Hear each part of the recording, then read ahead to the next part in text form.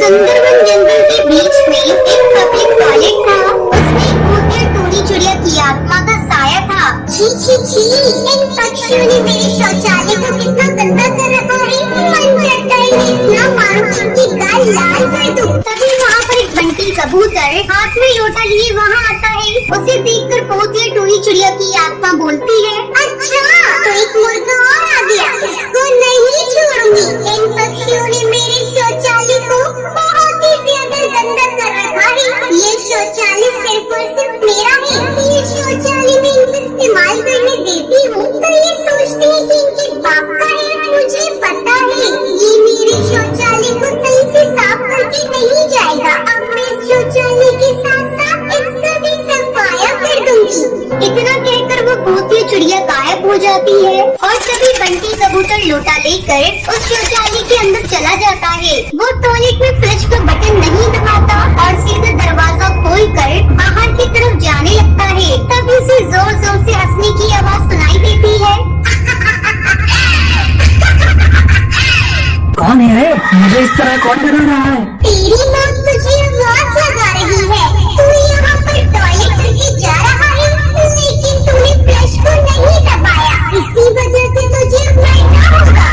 इतना कहकर भूतिया टोनी चिड़िया की आत्मा उसे टॉयलेट में डालकर मार देती है। उसका लोटा बाहर गिर जाता है।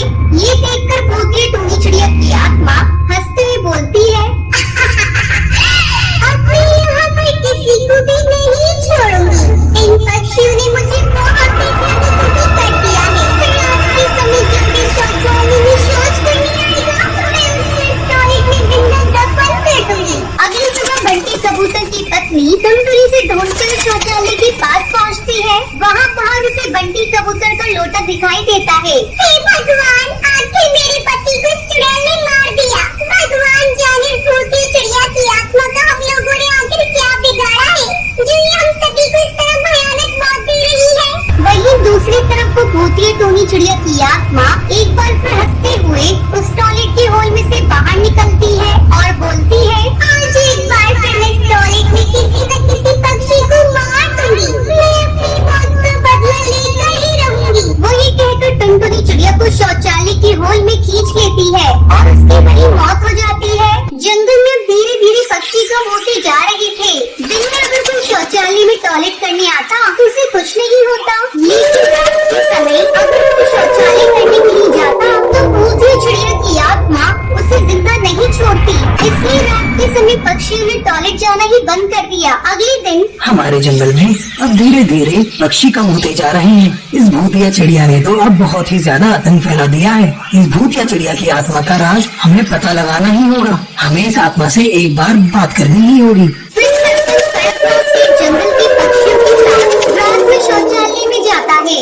आज सर्कस तू भी मेरे पास आ गया। जो तेरे पीछे पीछे पूरा जंगल आया है उन सभी को अपने साथ बुला ले। अरे तुझे कैसे पता चला कि मैं पूरे जंगल वालों के साथ यहाँ पर आया हूँ? सरपंच, मुझे तो ये बात भी पता है कि तू इन सभी जंगल वालों के साथ मेरा राज पता करने आया है। तो मुझसे मेरा सच पूछेगा। तुझे मेरा सच जानना है ना? तो सुन, कुछ साल पहले की बात है। मैं इस जंगल में रहती थी। मेरा नाम टोनी था। सभी पक्षी मुझसे घिन किया करते थे क्योंकि मैं शौचालय साफ करने वाली चिड़िया थी। दिन भर काम करती, इधर से उधर भटकती और जब रात के समय अपने घर आती तब मुझे जंगल वाले पक्षी बोलते, छी छी छी, देखो तो कितनी गंदी चिड़िया आ गई है। ये तो लोगों की पोटी साफ करती है। छी, इसके हाथ से तो कुछ खाना पीना भी दुश्वार है। पता नहीं ये खुद के हाथ से खाना कैसे खा लेती है।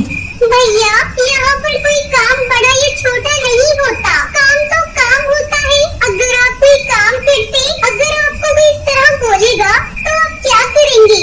ये कहकर टोनी चिड़िया वहाँ से चली जाती है। कालू कौवे को अपनी बेइज्जती महसूस होती है और वो उसका बदला लेने के लिए रात के समय कालू कौवा टोनी के घर पे आता है और तकिए से उसका मुंह दबा देता है। तभी टोनी चिड़िया मर जाती है। उसको मरा हुआ देखकर कालू कौवा उसे टॉयलेट में गाड़ देता है। तब से ये शौचालय मेरा घर बन चुका है। दिन के समय तो मैं किसी को कुछ नहीं करती, लेकिन रात के समय इधर जो भी गंदगी मचा कर जाता है मैं उसे मार देती हूँ। मैं मानता हुआ है, लेकिन तू यहाँ पर किसी को इस तरह नहीं मार सकती। चल ठीक है, मैं यहाँ से चली जाऊंगी, लेकिन मेरी एक शर्त है, मैं तभी जाऊंगी जब तुम सभी जंगल वाले शौचालय को साफ रखोगे। जिस दिन मुझे शौचालय गंदा दिखा, उस दिन मैं यहाँ पर आकर एक बार फिर मौत का तांडव मचा दूंगी। जंगल के सभी पक्षी भूतिया टोनी चिड़िया की आत्मा की इस बात से सहमत हो जाते हैं और आगे से शौचालय को साफ रखने का वादा करते हैं। अब भूतिया टोनी चिड़िया की आत्मा वहाँ से चली जाती है। रामपुर गांव के पास एक सुनसान जंगल है।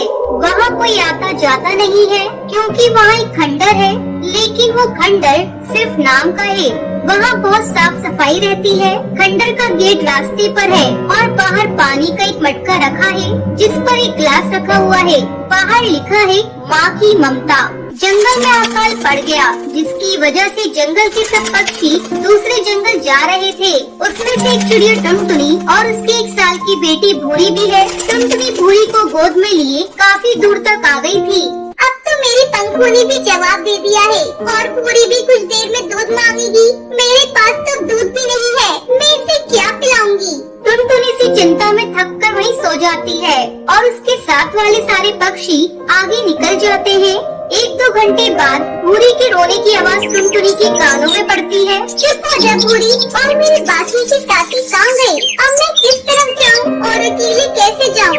भूरी तेज तेज रोती है और टुनटुनी कभी बच्चे को चुप कराती तो कभी साथ के लोगों के आगे बढ़ने की चिंता करती है, लेकिन भूरी चुप होने का नाम नहीं ले रही। टुनटुनी बार बार अपनी थैली में दूध देखती है, लेकिन उसे बोतल खाली मिलती है। वो बिल्कुल पागल हो गई। मैं क्या करूँ? अब कैसे अपनी भूरी को दूध पिलाऊँ? हे भगवान, मदद करो।